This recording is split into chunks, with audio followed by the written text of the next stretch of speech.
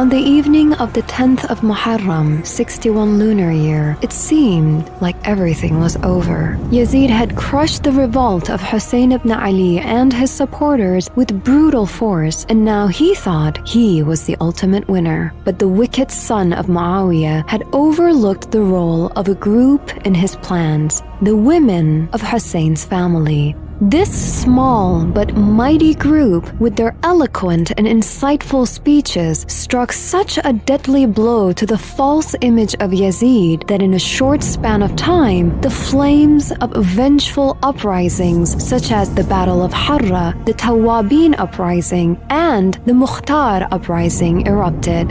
After hearing the sorrowful but heroic speeches of women like Zainab al-Kubra, Kulthum, and Fatima bint al-Hussein, the people were now seeing the real and horrifying face of the Umayyad family. The women of Imam al-Hussein's family used mourning as an opportunity to raise awareness and fight. For instance, historical reports indicate that Rabab, Imam al-Hussein's wife, lived in a house without a roof for an extended period to remind people every day that the Prophet's grandson was martyred under the scorching sun and with a parched throat. Besides this, we should not ignore the role of the women of Ashura in the events before the martyrdom of Imam al-Hussein alayhi salam. For instance, some of the most effective and loyal members of Imam al-Hussein's army joined the uprising with the encouragement and invitation of their wives. According to martyr Murtaza Mutahari, the history of Karbala is an event that involves both men and women, with each playing a role in their respective circles. Furthermore, history is now proclaiming that the uprising of Imam al-Hussein and his companions would not have been immortalized in the memory of humanity without the contribution of the women of Ashura.